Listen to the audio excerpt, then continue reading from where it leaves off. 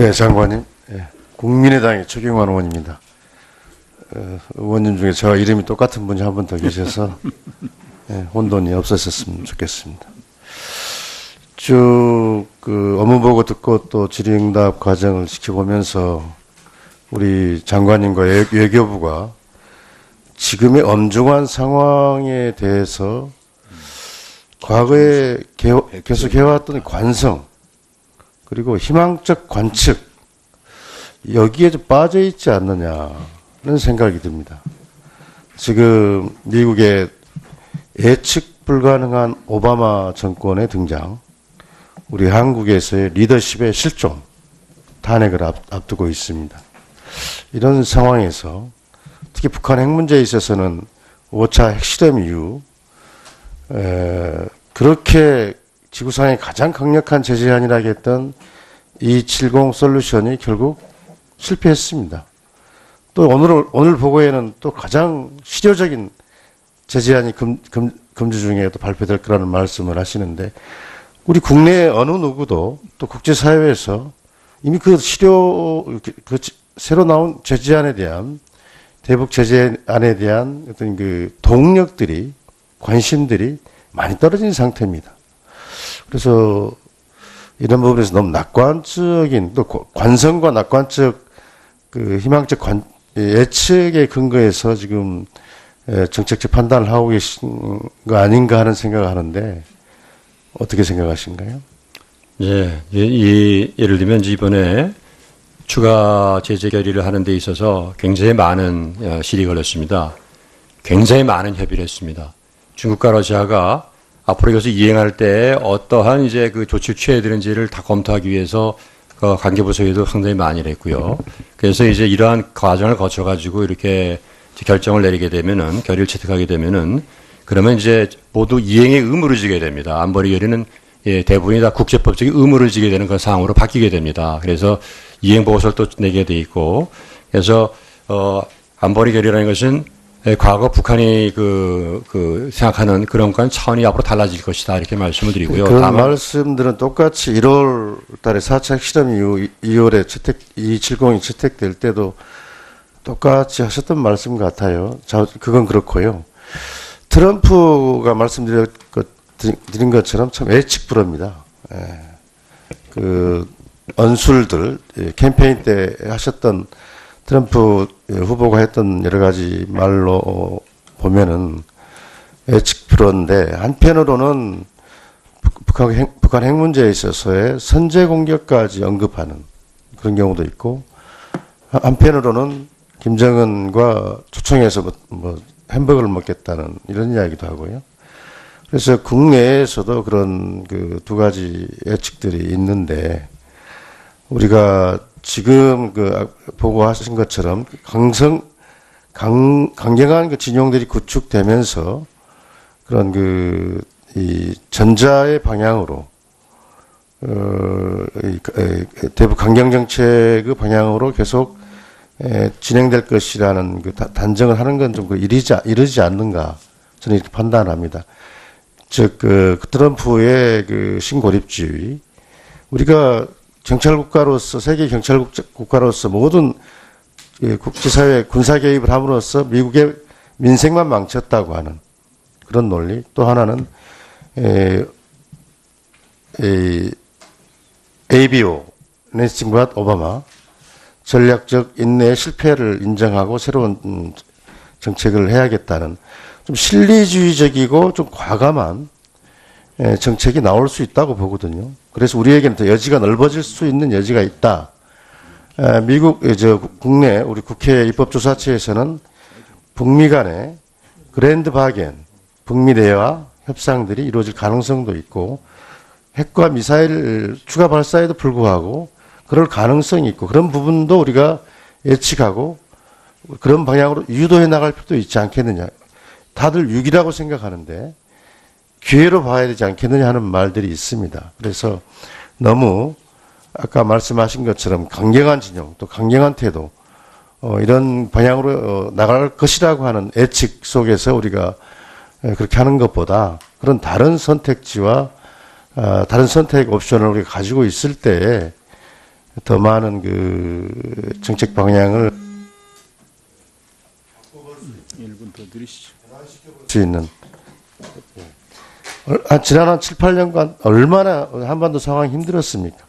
사실 대북 강경 정책 또 우리 정부의 정책들이 결국 5차 핵실험도 막지 못했습니다. 그런 부분에 대해서 이미 실패했다는 것이 예측되고 또 계속 지금도 그 결의안을 통해서 목표를 이제 비핵화에 두고 있는데 여러 국제사회에서 미국 조야에서도 우리 국내에서도 이제 핵동결과 비확산으로 목표를 수정해서 현실적인 대화로 나가야 되지 않느냐 하는 논의도 나오고 있는 게 현실이거든요. 그래서 오늘 보고를 드리면서 너무 일방적으로 강경 노선으로 계속 지속될 거라는 예측에 묶여 있지 않나 하는 생각을 하고 있습니다. 전반적으로 좀 답변을 좀 부탁드리겠습니다. 네네. 지금 의원님 말씀하신 대로 이제 트럼프 행정부의 여러 가지 트럼프 정책이 이제 여러 가지로 나올 가능성에 대해서는 저희도 지금 면밀히 예의주시를 하고 있고 또 그런 모든 가능성에 다 대비를 하고 있습니다. 다만 이제 보고 드린 것은 지금까지 나왔던 여러 가지 반응들을 토대로 그런 측면이 이제 많이 있을 수 있겠다 하는 말씀을 드린 거고요. 최근에 이제 그 트럼프가 많이 존경을 하고 또 만나기도 했던 키신저 박사가 공개석상에서 이제 이런 얘기를 했습니다. 지금까지 트럼프 당선자가 대선 과정에서 한 얘기를 너무 액면 그대로 믿을 필요는 없다. 트럼프 후보 당선자한테 그 새로운 정책을, 보다 현실적인 정책을 만들 수 있는 그러한 시간과 기회를 주는 게 필요하다. 좀 유연성을 줄 필요가 있다. 하는 그런 얘기를 했는데 상당히 함축하는 바가 있다고 생각합니다. 그래서 앞으로 이제 실제 취임을 하고 강요들이 인선이 되게 되면은 보다 모든 정책을 취할 때 그 선택이라는 것이 얼마나 이제 어려운 것인지를 이제 서로 다 공감하지 않겠는가 이렇게 생각하고 다만 저희 의원님께서 말씀하신 여러 가지 가능성에 대해서는 정부는 항상 만반의 대비를 하면서 또 검토를 하고 있다 이렇게 말씀드립니다. 네, 최경환 의원님 수고하셨습니다. 다음은 김술래 의원님 질의해 주시기 바랍니다. 네, 장관님.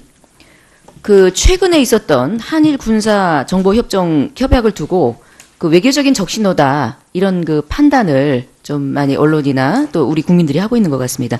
그래서 이걸 혹자는 제2의 카스라 테프트 밀약이다라는 막말에 가까운 표현까지도 지금 회자되고 있는 그 주장에 대해서 장관님께서는 어떤 생각을 하십니까? 이 한일 군사 정보 협정을 읽어보시게 되면은 20여 개 조항으로 이제 돼 있는 상당히 기술적인 이제 협정이고요. 기본적으로 이제 양측이 각각 정보를 제공할 경우에 제공된 정보를 이제 보호하고 관리하는 그런 상당히 이제 절차적인 그런 이제 협정입니다. 그렇기 때문에 문안도 지금 현재 32개 국가와 이제 우리가 협정 내지 약정을 갖고 있는데 거의 내용이 대동소이합니다. 그 말은 무엇이냐면은 어느 나라나 이런 이제 양국 간에 해당되는 나라 간의 기밀을 교환할 경우에는 이러한 절차가 없게 되면은 협력을 할 수가 없기 때문에 이런 협정을 맺어놔야지만 이제 그런 협력이 가능하다는 점에서 우리 국방부 측에서 오랫동안 한 것이고 그것이 이제 결국 우리가 의무를 지는 모든 것을 줘야 되는 의무가 아니라 우리가 동의할 경우에 우리가 결심을 할 경우에 줄 수 있는 그런 것이기 때문에 가스라 탭스다 이런 식으로 하는 것은 그는 어마어마한 비약이다 이렇게 제가 분명히 말씀을 드립니다. 네, 그 말씀에 동의를 하는데요. 언론을 통한 어떤 지면이나 또 여러 가지 인터넷 매체나 또 등등 아니면 국민들의 알 권리 차원에서의 어떤 호도되는 부분이 분명히 잔존하고 있습니다. 그래서 이것은 외교부에서 이런 비판에 대해서 강력한 어떤 대응과 해명이 좀 필요하지 않나 이런 생각이 듭니다. 더 나가서 이런 중국 측에서 실제 사드와 군사정보 보호 협정에 대한 결과에 대해서 중국에서 아주 심각한 반한 기류가 지금 형성이 되고 있다라고 지금 저희는 현상을 지금 보고 있는데 실제적으로 금년 10월부터 중국 정부로부터 공연 승인을 받은 한국 스타들이 단 한 명도 없다는 것으로 지금 나타나고 있습니다. 그래서 이거는 이미 제재를 받고 있는 것이 아닌가라는 어떤 의문시되는 그런 상황이 지금 도래되고 있거든요. 그래서 물론 이제 그 중국 정부는 공식적으로 이것을 부인하고 있습니다만은 그 중국 정부 차원에서의 한류에 대한 제재를 본격화되는 것이 아니냐라는 것이 그런 관측이 현지에서 지금 보고가 되고 있습니다. 그래서 당장의 경제적인 그 보복 조치를 할 경우에 혹여라도 한류 제한 조치에 이어서 한국의 대기업이 그 중국 공장을 포함한 실무적이고 경제적인 분야에서도 그 제재를 가할 수 있는 게 아닌가 이런 의문점에 도달하고 있습니다. 특히 이제 한국에서 그 기업 진출한 그 기업들이 굉장히 고민을 하고 있고 이 부분에 대해서 그 공론화되고 있는 그런 입장인데 외교부가 서둘러서 이에 대한 어떤 방안 내지 그 예측 가능한 그 시건 장치를 좀 해야 되는 게 아닌가 이런 생각이 듭니다. 외교부 장관님께서 좀 말씀 좀. 네, 뭐 조금 전에도 이제 뭐 관련된 질문이 있어서 말씀을 드렸습니다만은 일단은 중국 정부가 공식적으로 어떤 제재라든가 보복 조치를 취한다든가 이런 것은 이제 분명히 이제 부인하고 있습니다. 다만 이제 그러한 여러 가지 그 움직임이 있다는 것은 저희도 지금 면밀히 주시하고 있고 특히 이제 이 한류 부분은 문체부에서 이제 여러 가지 또 대책도 마련하고 있고 또 이제 노력을 하고 있고 또 저희도 해당되는 이제 중국 지역 공간을 중심으로 해서 사실관계를 많이 파악하고 있고 또 이제 뭐 이런 그 보도가 있을 때마다 이 주한 중국 대사관이나 또 주중 우리 한국 대사관을 통해서 외교 채널을 통해서도 뭐 얘기를 하고 있습니다. 그래서 앞으로 이제 이러한 그 중국 측의 어떤 그 조치가 그 하여튼 그 어떤 양국 관계에 그 이제 부정적인 영향을 미치지 않도록 여러 가지 노력을 이제 앞으로도 계속 할 생각입니다. 네. 아무튼 국민들이 우려하고 걱정하는 이런 현실들이 가시화되고 현실화되지 않도록 그 대비책의 만전을 기해 주시기를 좀 거듭 부탁드리겠습니다. 네네. 이상입니다. 예, 김술래 의원님 수고하셨습니다. 언술들 캠페인 때 하셨던 트럼프 후보가 했던 여러 가지 말로 보면은 예측 불허인데 한편으로는 북한 핵 문제에 있어서의 선제 공격까지 언급하는 그런 경우도 있고 한편으로는 김정은과 초청해서 뭐 햄버거를 먹겠다는 이런 이야기도 하고요. 그래서 국내에서도 그런 그 두 가지 예측들이 있는데 우리가 지금 그 보고하신 것처럼 강경한 그 진영들이 구축되면서 그런 지금 미국의 예측 불가능한 오바마 정권의 등장, 우리 한국에서의 리더십의 실종, 탄핵을 앞두고 있습니다. 이런 상황에서 특히 북한 핵 문제에 있어서는 5차 핵실험 이후 그렇게 지구상의 가장 강력한 제재안이라고 했던 270 솔루션이 결국 실패했습니다. 또 오늘 보고에는 또 가장 실효적인 제재안이 금주 중에 또 발표될 거라는 말씀을 하시는데 우리 국내 어느 누구도 또 국제사회에서 이미 그 새로 나온 제재안에